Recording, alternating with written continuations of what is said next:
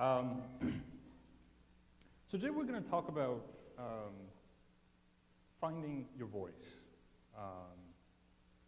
and using it to multiply your message for social good, because you're all here for a very good reason. I doubt any of you got here because you woke up in a drunken stupor one morning and you didn't have any direction and you were thinking, global health cause, I'll sign up. Let's see what it's about. Most of you did it because you're passionate about it, am I right? Most of you did it because you felt like it was a calling. It was something that you woke up every morning, went to sleep every morning, thinking about. Am I right? And you're here is because you're following that. You're following that passion. You look familiar. I see. Yes. As you'll see, the social circle will begin to close very clearly. The global village gets really weird sometimes. So I guess for me, I got my calling around 2007. A little bit of a back history, and then we'll get into the actual talk. 2007, I was in a cubicle working at an advertising agency, and who knows who the cartoon Dilbert here? Yeah, I gather most of you are in this field also because you don't want to be Dilbert, right? I specifically got into kind of international development, social media, and advocacy for development on the continent because I did not want to be a Dilbert. I got my degree, and I think the moment that I figured out that advertising and communication was not what I wanted to do was the moment I was walking across the stage and I gave the graduation speech and all of that, and all the stuff that I was saying in there I didn't believe. None of it. Walked off the stage, looked at the piece of paper, and I was like, I'm going to have to spend the rest of my life proving this piece of paper to somebody, and because I'll be selling stuff to people who don't need it. But I really wanted to make a difference. I really wanted to get out there and be part of changing the world. So before I begin my talk, well, actually, in beginning my talk, I want to take you on a journey, about a 100-year journey, and maybe one or two examples in making a difference because of your voice, making a difference because you're passionate about something. Back in 2009, in 1909, there was a young Italian gentleman by the name of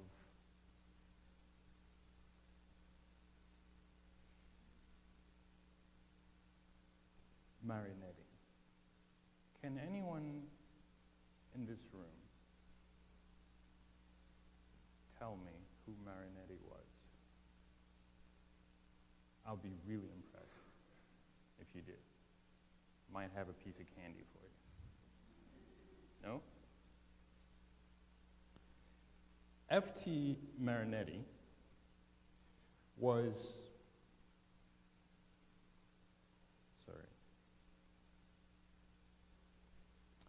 F.T. Marinetti was a young, well, I would say around middle-aged socialite in Italy.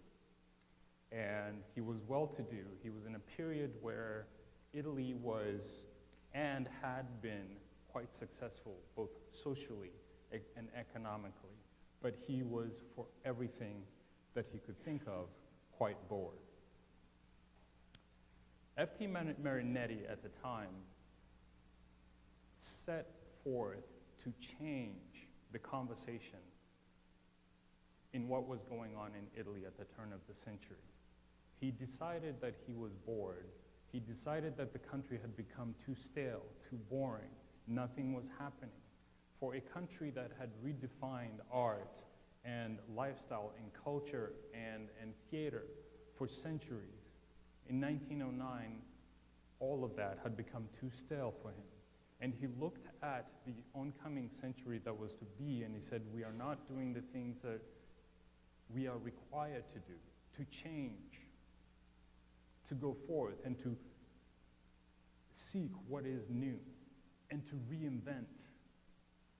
He called on libraries to be imploded. He called on museums to be imploded. He wanted to put a fire under anything that had been staid and old.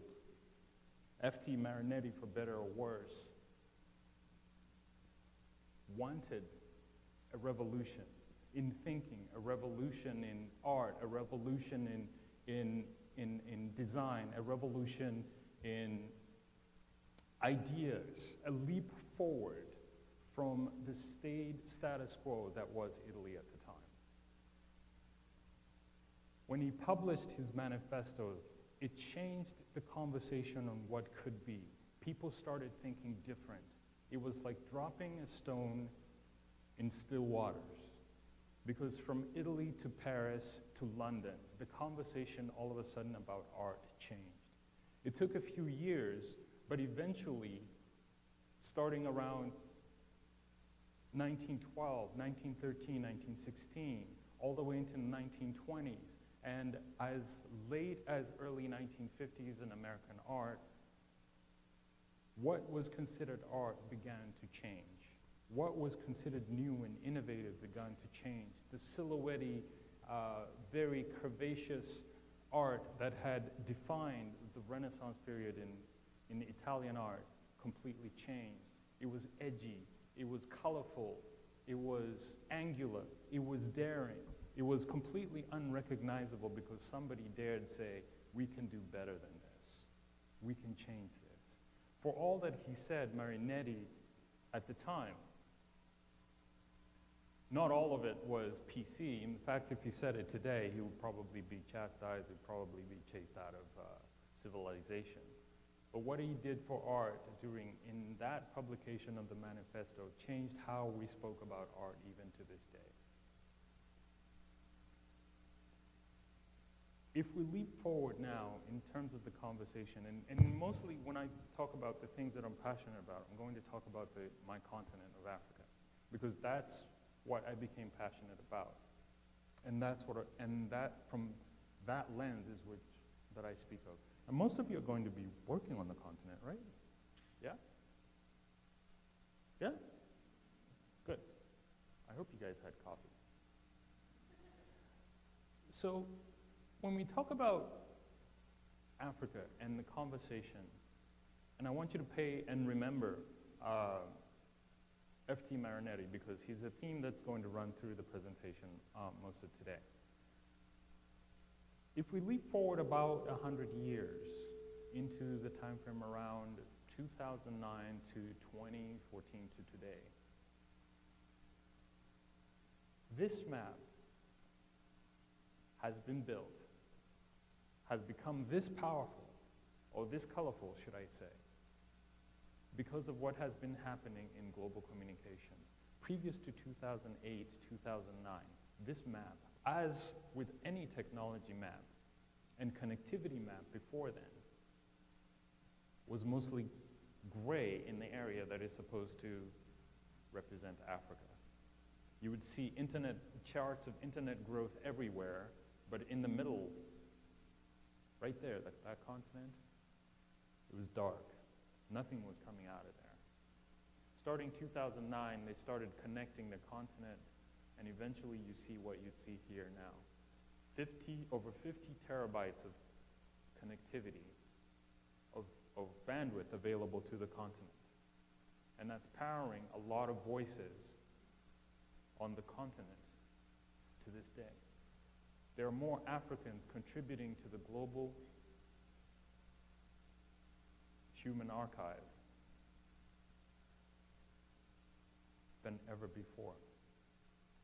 In this period, right here, right now, more Africans represent themselves instead of letting other people represent them.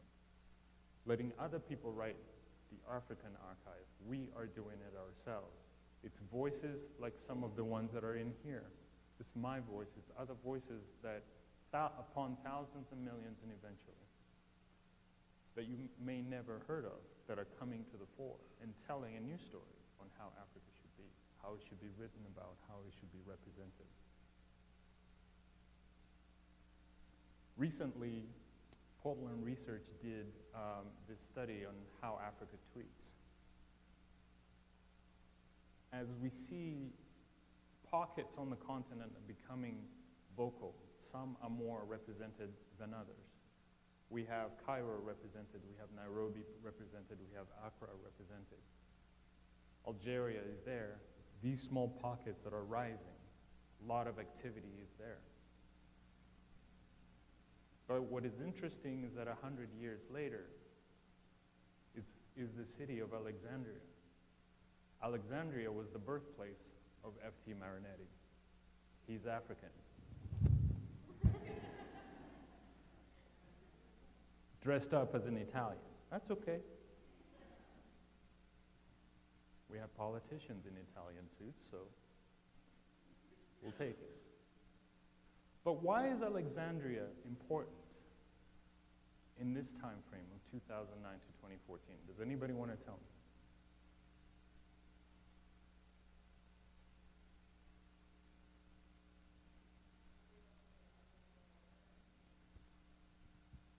The use of Twitter and Arab Spring kind of uprisings and revolutions, stuff like that. On point. Alexandria became one of the epicenters of the Arab Spring. Yes, they're rebuilding the library. Maybe these were the young Marinettis who were saying, no more libraries! Everything should be on the internet. No, not really. It was more serious than that. But within the Arab Spring were voices that wanted to change the status quo as well, 100 years later. Where Marinetti did it in the newspaper, they're doing it on Facebook and Twitter. In Egypt, January 25th became a seminal day that changed pretty much most of Northern Africa and the Middle East today.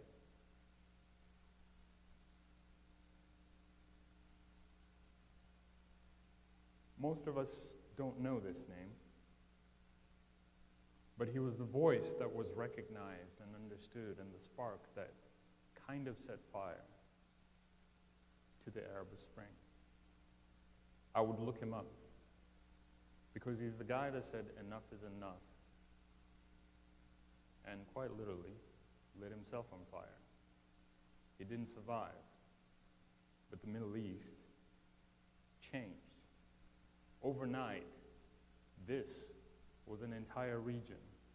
What started in one small market went into an entire city, went into an entire country, went into multiple countries, consumed an entire region because change needed to happen, and the status quo wasn't enough for the young that were there.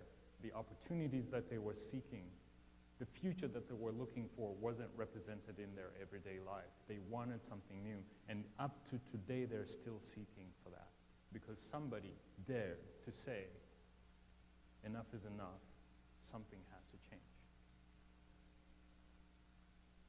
As I said before, Marinetti's weapon for getting his message out was a newspaper.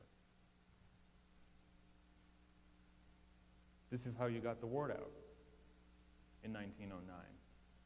But today, these are just a few examples of how you get your word out today. In fact, there are more ways to get your word out than probably there were paragraphs in Marinetti's original Futurist Manifesto.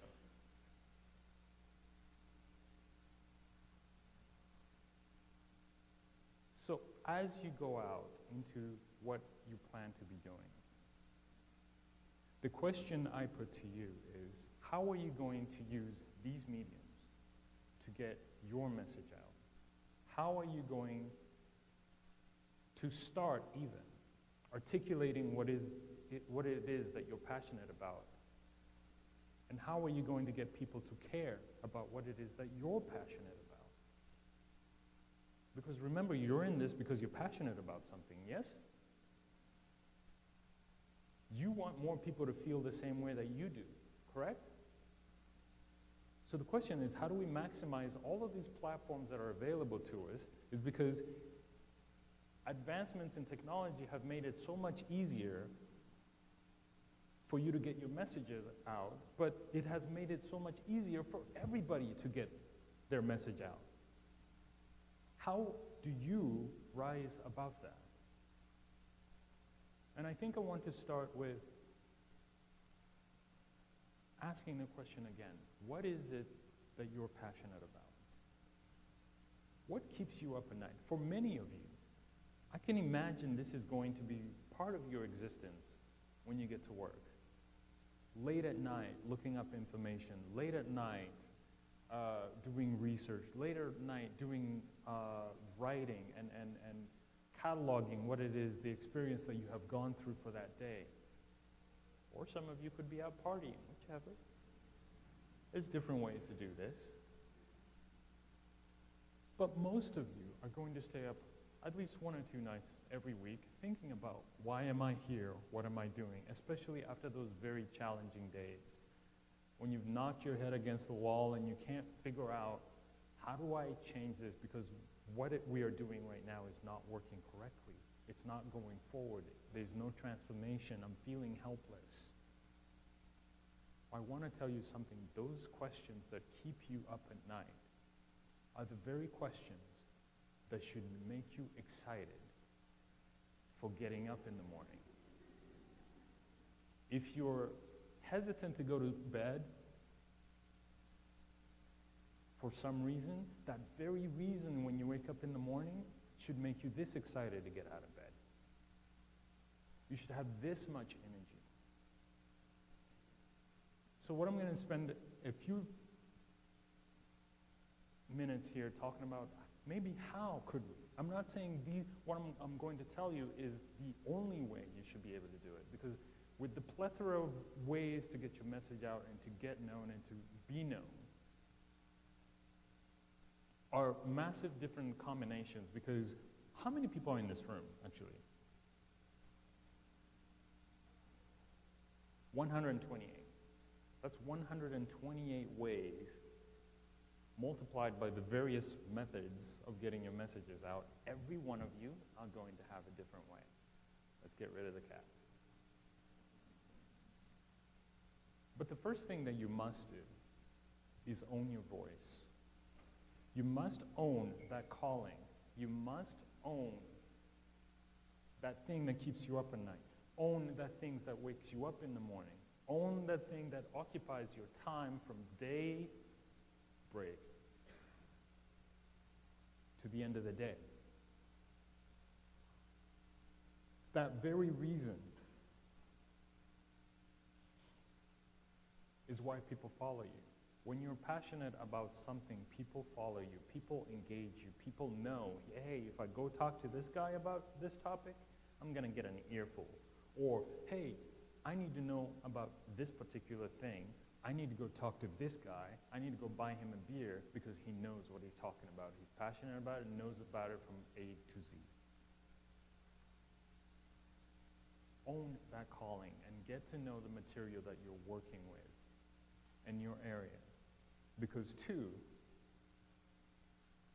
you're going to do a lot of writing. You're going to be sharing a lot of this information with your friends, with your colleagues, professionally, at bars. I guarantee you, all of you are going to have one of those conversations at the bar where you just want to smack the other person across the head with the bottles because your knowledge is not getting anywhere, and you are convinced you know everything that there is. You are convinced that you are the most passionate person in the room, and you don't understand why nobody gets you.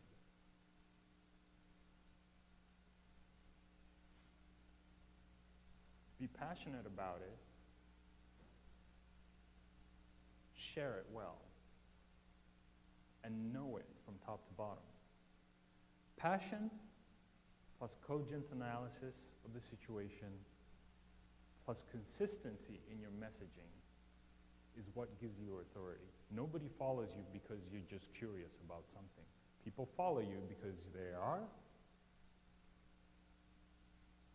knowledgeable, to the fact that you have authority on a particular topic. I'm not saying 128 people are going to be authorities on global health, but I hope 128 people are an authority on global health. I hope, wild guess, all of you are, yes? Really? You are passionate, yes? All of you can do really good cogent analysis on global health, yes? All of you can do it consistently, yes? So what do you need? Passion? Come on, let's say it like you are passionate about it. What do you need? Passion plus? Plus? And that gives you what? Authority. One more time. You need what? Passion. Plus? Plus? Which gives you? Authority. I want to follow all of you. But I think you need more coffee. The thing about social media and the people that we do follow online,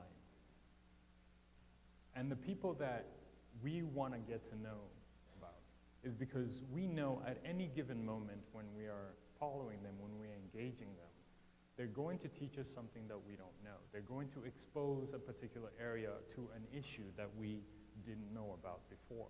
It used to be that, yes, you went to the newspaper to learn about everything, but now you go to your colleagues. You define your sphere of influence by the things that you're interested in, and therein lies a selection of people who are passionate about the topics that you're passionate about. Very much the same way the people that are going to follow you. They follow you because they know you are passionate about something. You're going to share something interesting, that you're always going to be on point, and you're going to be the voice of reason that cuts through the BS of all the information that is out there.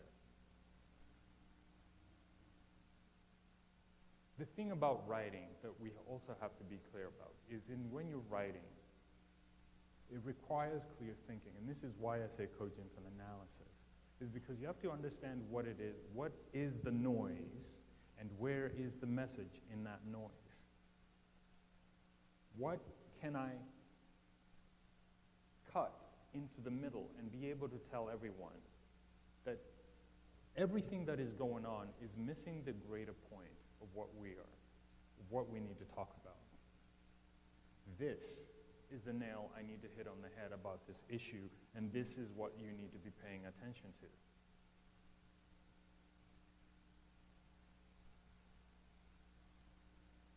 Once you have that cogent analysis, once you have that passion, and once you have that consistency, we go back then to this plethora of ways in which you can distribute your message.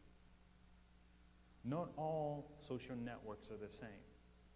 Every one of them is customized particularly for something. Instagram for photos, or you have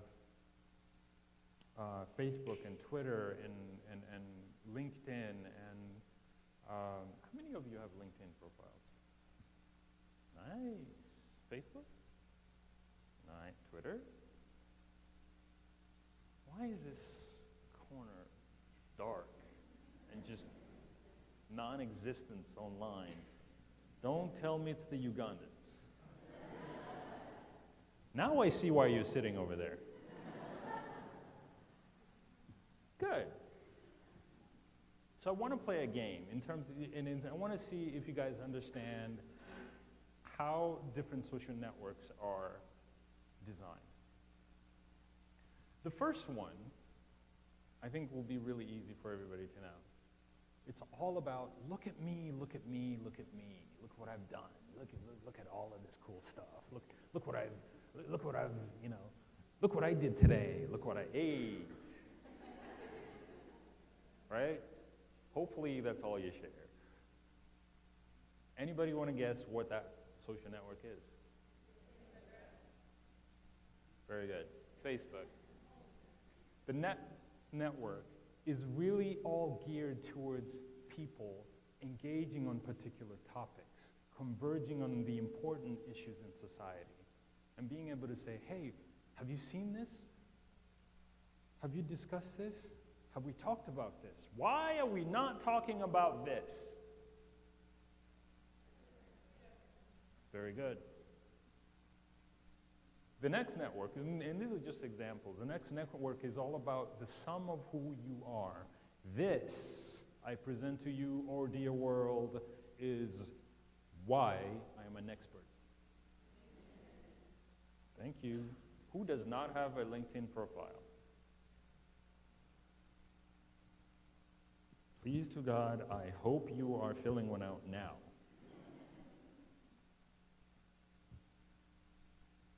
As you can see, each one of these networks has their own thing that they're good at. Let me make a personal request for those of you going to work on my dear continents. It's not a country, by the way. Let me make a request. Whatever village you're working in, whatever town you're working in, please do not post pictures or selfies with brown children you don't know. You will get the smackdown very quickly. Social media is about democratization. It's about personalization. It's not about robbing others of the opportunity to be so. If you're gonna do that, fantastic. Do me a favor, name all the kids that are in that picture. Give them an identity. Because I guarantee you in 10 to 15 years, they're gonna look themselves up. Do I exist? I know somebody took a picture of me. Is it here? Did you reward them just for existing? Because that's how we do it in the digital world, right? We tag people. We make them recognizable. You, when you go to a party, you go to Facebook, you want to see, was I tagged? Did somebody acknowledge me? Anybody? How many of you post selfies on Facebook and then you wait 5 minutes later? Did somebody like it? Did somebody like it? Did somebody like it? Did somebody like it? Right? And you stay up at night trying to figure out, did somebody like it?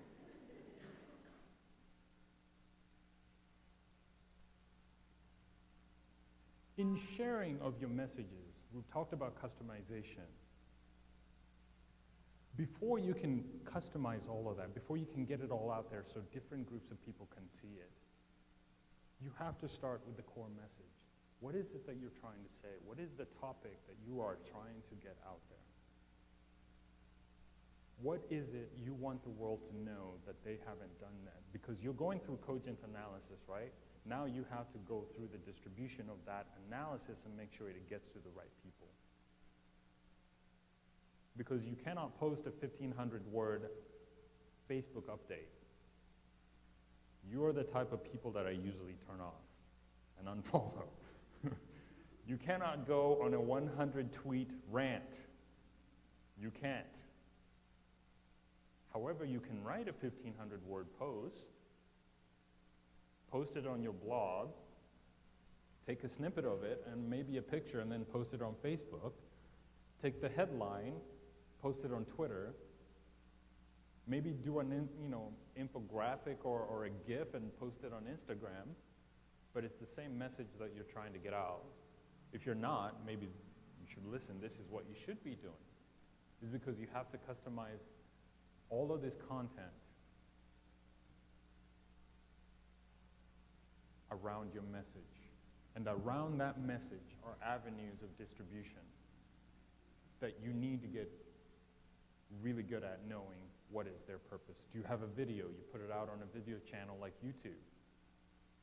Short message, stats. Stats work really well on Twitter. People like to follow those. Again, cogent analysis means you know the data behind the issue that you're trying to share, that you can discuss it really well, that you can put the information there. Facebook, obviously, hey, if you're dealing with the issue, if you're dealing with a particular issue, hey, if you're at the center of making it right, healthy. I'm an expert. Check it out. This is why I say what I'm saying. There's different ways to share this information because in this day and age, you can no longer sit like Marinetti sat in a cafe somewhere for 2 hours discussing the latest topics, and he was tired of it, and he wrote this essay in Le Figaro newspaper, and then thousands of people in different cafes around Italy sat around and discussed the Futurist Manifesto. Today, you have to keep everybody's attention because everybody's looking everywhere, and everyone's attention span is about this long.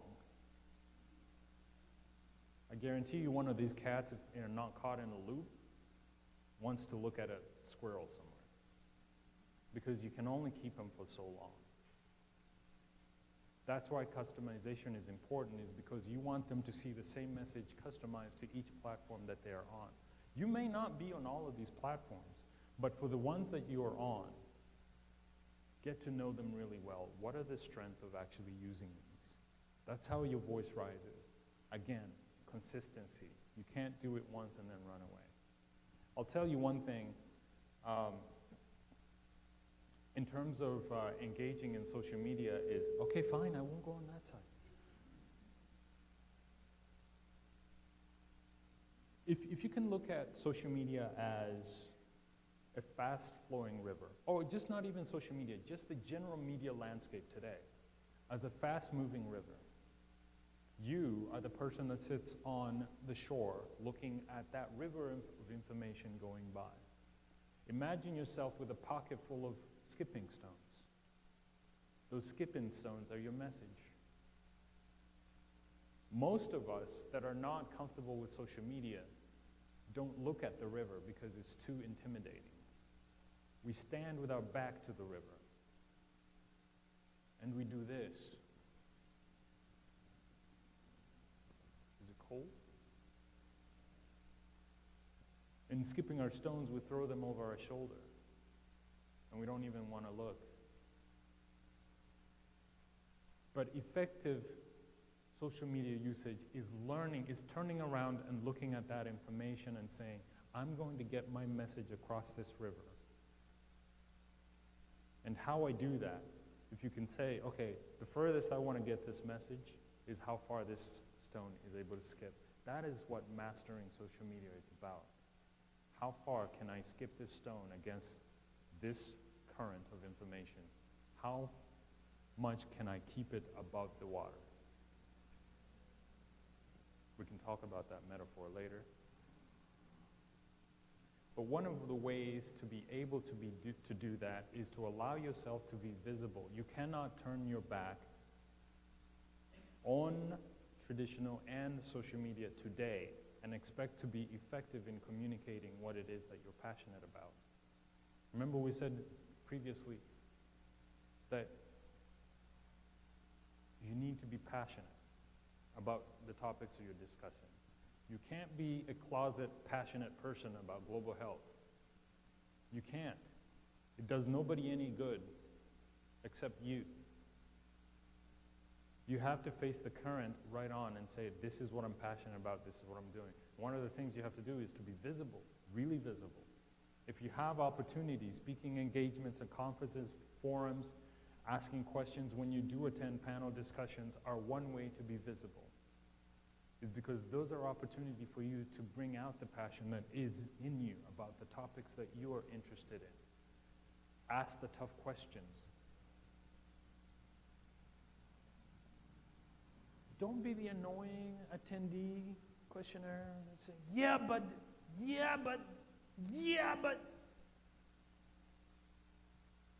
Don't be Ugandans who stand up and give a sermon before they ask a question. We do that.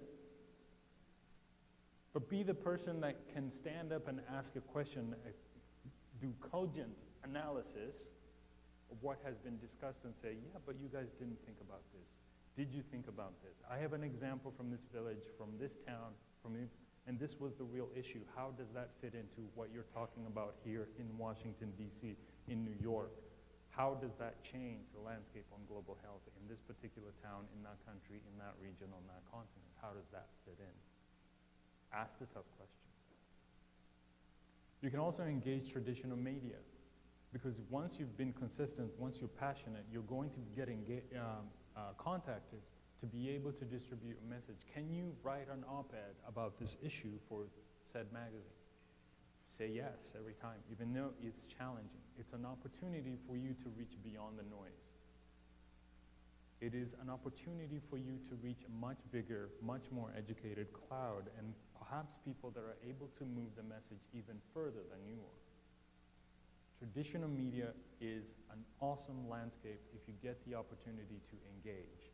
Huffington Post, CNN, Guardian, Global Mail, Al Jazeera, New York Times, ABC, NPR, radio interviews, TV appearances, all of those. Do not think that you have not accomplished enough to be able to be on that. Because there's a reason people ask you for your opinion. They may have all the data, they may have all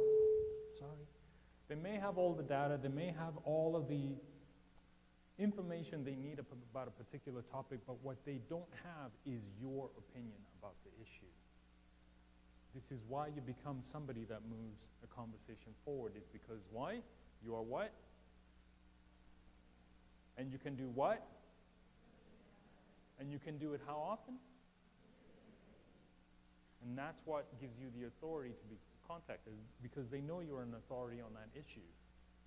You write about it often, you tweet about it often, you argue about it often, because you're passionate about it and you move the conversation so they begin to come to you.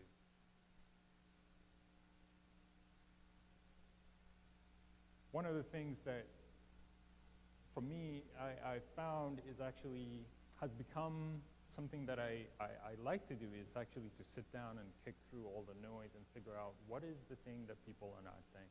We all heard about the Bring Back Our Girls campaign that we were inundated with a few months ago.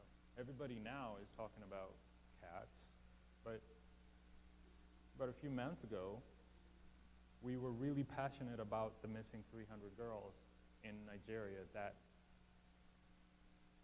just disappeared. And to me, it just did not make sense that a country which had proudly rebased its economy to become the continent's biggest economy could not find the resources to go after 300 of its own citizens. I thought this was kind of a curious thing, so I tweeted it. When I took that snapshot, it had been retweeted 235 times. That was just my opinion of looking at it and saying, wait a minute, these two things don't connect. The question is, can you do the same about what it is that you're passionate about? Because this is what gets people to talk, is you're talking about something no one is saying, but it makes sense. You cut through the noise and make a statement that people immediately get. They engage with that. And that becomes a new topic of conversation. I engage with a lot of Nigerians about this and said, hey, what is up with this? And the other thing, too, about being passionate about a conversation or a particular topic is that you have to understand whose conversation is it. I may have said this because I analyzed it from just somebody observing from the outside, and I was able to say, you know what? Why are we not talking about it? And I was really hesitant to actually be, because just a week before all of that Bring Back Our Girls hashtag went all over the internet, we were all discussing how Nigeria became Africa's biggest economy. So Nigerians were all proud of it. So for me to question this could have turned out really, really badly with the entire Nigerian population coming after me and say, hey, how dare you say that? But it became a really great, enriching conversation where people were beginning to question what was going on with their own government. How could these two realities coexist? That's the conversation you need to have. And it's key because you can't insult your audience, and that's what I was afraid of. Do not insult your audience. Always assume they know more than you are. And attempt to learn from your audience through the engagement that you will get when you say what it is that you're passionate about.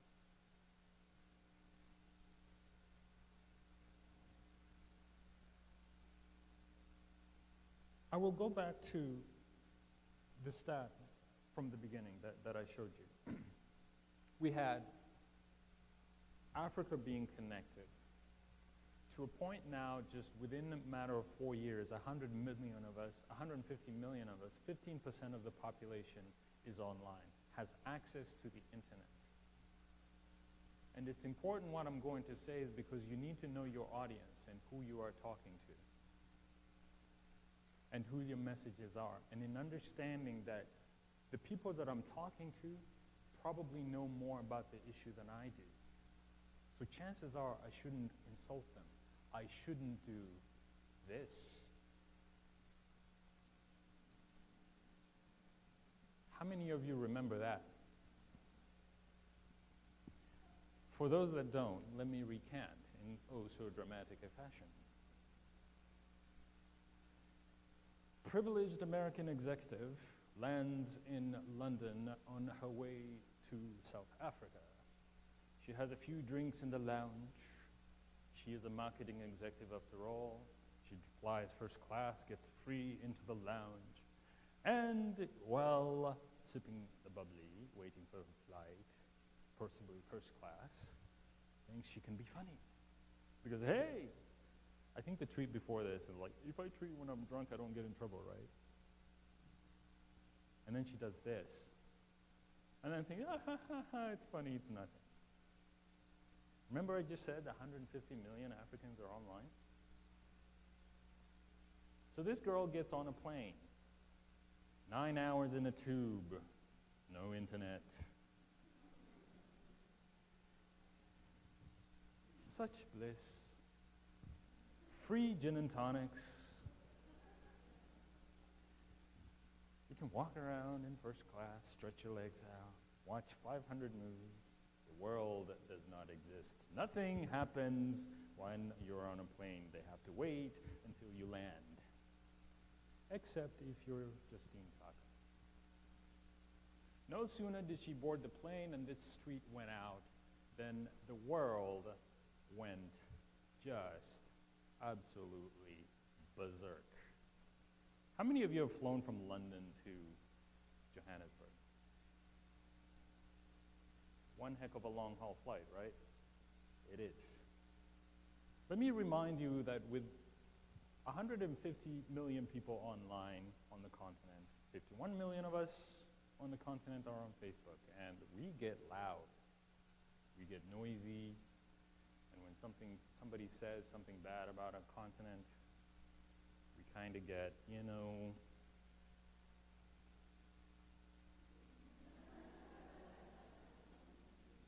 a little passionate, maybe you might say. We do quick, cogent analysis of the situation, and we get consistent with the rebuke.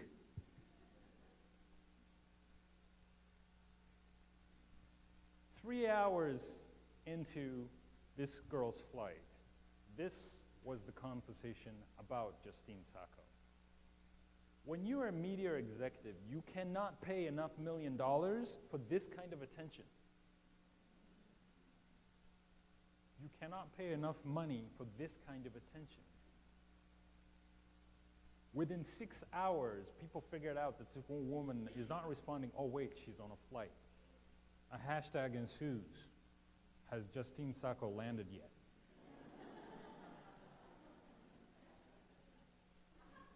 Panic ensues at her employer, issuing all kinds of, this was not us, we had nothing to do with this. In fact, she was actually even fired before she even landed, she didn't know.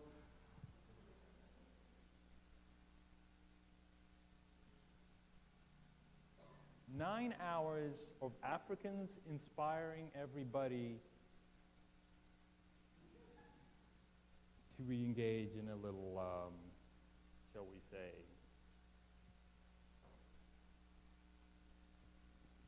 cogent analysis.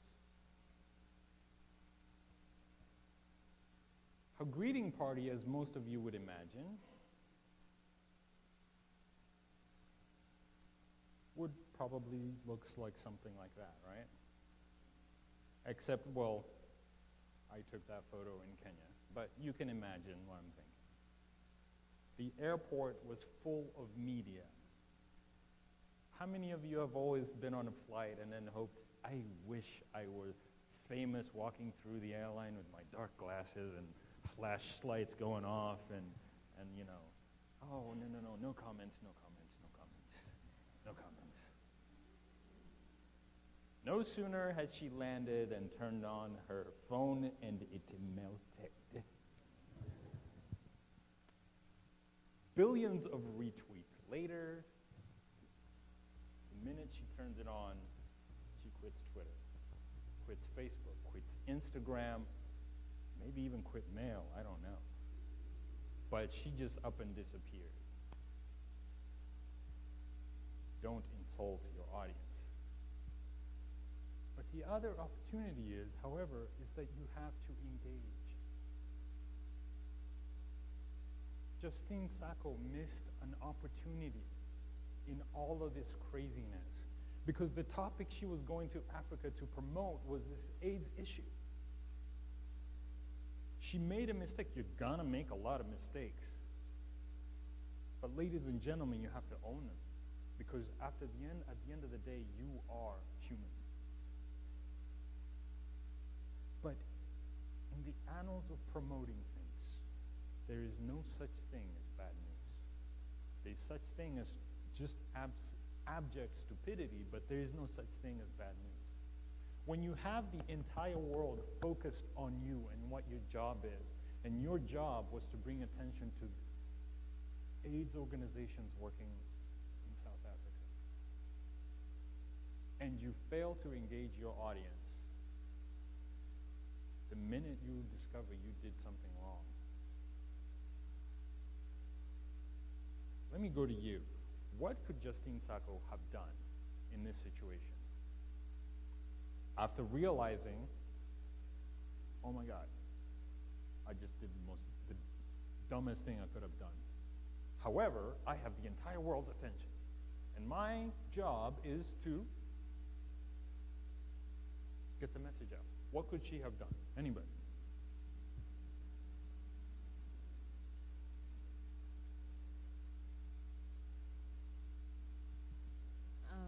She could have taken the approach of, everyone, I'm so sorry, actually should donate to this NGO in South Africa that's actually doing amazing work on HIV/AIDS.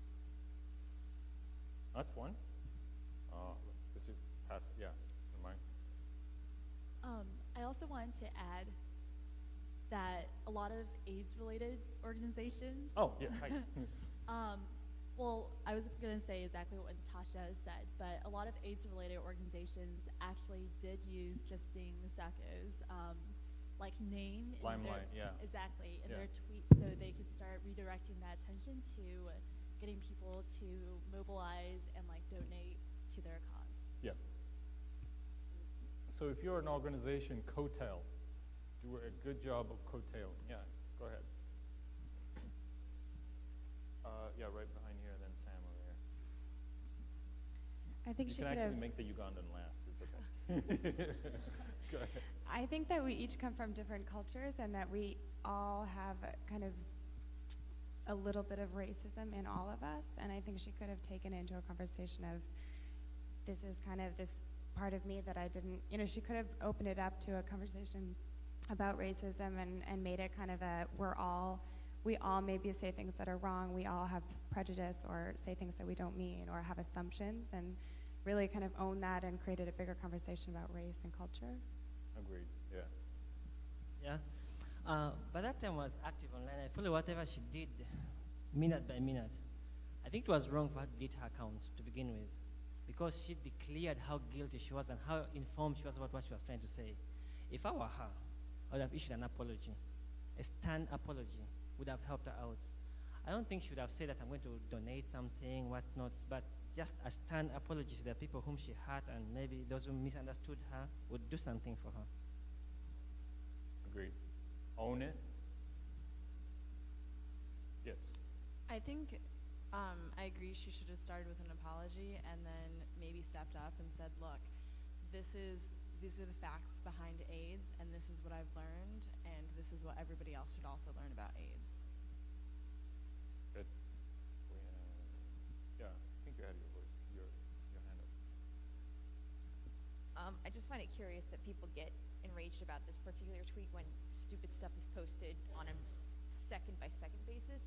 I just want to understand what the rationale was for getting upset about this particularly racist and insensitive tweet compared to one that might only have had 12 followers and one of them is the person's mom. Like, I understand that this woman was an executive and she was in a high-level position, but I just don't understand why she was particularly singled out to be fired after making a really insensitive tweet when people post stupid stuff all the time. You want to know why? Yeah. Because she was an executive. And not only just an executive, but an executive with networks. So you want to know who sold her out? Who? Her network. Somebody sent it to Valleywag, one of her contacts sent it to Valleywag. Somebody checked out the tweet. He forwarded that to, I think, Mashable, because they're all in network. Really, it's 6 degrees of separation to bad news, really, really bad news, especially if you're at that level. And before you know it, it just took on a life of its own. It's as simple as that. Is that somebody said, you know, an executive at this level should not be this stupid. And they were like, you know what? Share the information. And really, it just took on a life of its own after that. She had the unfortunate and fortunate position to be influential in particular circles. It was as simple as that. My comment/question is kind of a response to that. She was a PR exec, which is insane for her not to realize what kind of an influence she would have. She also had family in South Africa. I think her dad was South African, so for her not to even understand the issues of her own country and the history of that country was totally insane. But I really liked the way different organizations really mobilized the hashtag, and like some tried to see how much money they could raise before she landed. I know when she did land, she went straight to the Star, which is one of the big newspapers in Johannesburg, and did issue an apology, but to South Africans. But I don't think she really took the opportunity to apologize to the community that was really talking about it. Correct. Yes. But in the interest of what you're saying and using the publicity, what might have been interesting was to take a different approach and say another tweet following that, such as, and this is just one of the stereotypes surrounding AIDS, and hashtag the conference name or the whatever publicity she may be aimed towards, and salvage maybe part of her reputation in her apology tour. True. She very much could have been, because I was sitting there and I was like, I hope she does this. I hope she does this. I hope she does this. And I was like, because but hindsight is 20/20. When you're thinking about that, I mean, when you take off in a drunken stupor on a flight and you think nobody knows you, and then you land and the entire world knows who you are, you're kind of in a bit of shock. You think the first thing to do is to hide. It's like, no, you have to think faster than that. Passion, cogent analysis, and basically execution. She failed at the cogent analysis part of that, right? And didn't take an opportunity for that. Because guess what? Online, there's always somebody who wants to correct you. Isn't that true? We fail to go to bed is because somebody's wrong on the internet. You can either fall into this and you want to correct everybody on the planet, in which case you become a troll, a global. Who wants to become a global health troll? You don't want to do that. Don't go overboard with your knowledge and your passion and everything that you are. Don't feed the trolls. It's okay. They're going to be wrong. But always engage. Don't fail to engage. It is important. Engage to a point, and then when it gets to a point where you just can't do anything for the guy to change his knowledge, just don't change his knowledge. I love getting into Twitter fights with conservative gun owners. It is the most awesome entertainment on the internet. But I can't take it too seriously, because if I take it too seriously, I would never go to bed. Right? It's just one of the things about engaging and in pulling people into a conversation is the fact that you have to realize is that you're generating content. Everything you're putting out there is generating content. One of the best ways to actually do that is to ask tough questions. You have to ask tough questions of the people that are there, that you are engaging with. I always love it when an important person is on Twitter, and I happened to be lucky once when President Kagame was tweeting. He tweets a lot, and he loves to engage with his audience, and I want to know more about his leadership style and what he's doing in the country, so you engage him. And he replies back, and you get to know a little bit more, and then you get to wish that your president was doing the same instead of you sleeping in press conferences, but that's okay. You know, but ask the tough questions of the people you know are going to multiply your message, because the number of people following Kagame are way, way more than the people following me. It makes you feel good when somebody responds, and engaging in that way kind of pushes you forward, especially when you ask a really great question and somebody, I'm not saying this was a great question, but he responded, right? He felt that that needed to be clarified and information put out there about his Army Corps of Engineers and what it is that they were doing in the community. That was the topic of the conversation at the time. But you never know who's going to respond, so engage. I love taking on Nicholas Kristof, even though he has a great, he has a way of, introducing tough topics and has a Kristofian way of writing about the continent, but he gets the conversation going. And he's an easy target because he will respond to you, and he will bring more light to that topic that you want to actually share. For him, I'll say it's okay to stay up all night because he's wrong on a topic. So you can stay up all night and tweet him like crazy. I will leave you with this, and I think we'll go, I would love to get into a Q&A in terms of really sussing out some more issues on how to get your voice out. In the examples that we've gone through, it's really important to remember that having that influence is not about starting a hashtag. It's not about having a cat meme that everybody will retweet. It's not about that. Passion, cogent analysis, plus consistency will give you the authority. And you don't need a tweet, meme, or a hashtag to get it. That's what authority means. When you do your job right and you're passionate about it, it will show. And you don't need to prove it with the cutesies. You can do the cutesies, but your message needs to be central to the role. That's what gives you the authority. That's what puts your name out there. That's what gets your phone ringing. That's what gets your issue that you're passionate about in a larger global circle of conversation around the world. So I'll leave it at that, and hopefully we have a lot of questions and we can kind of dig deeper into some of these issues.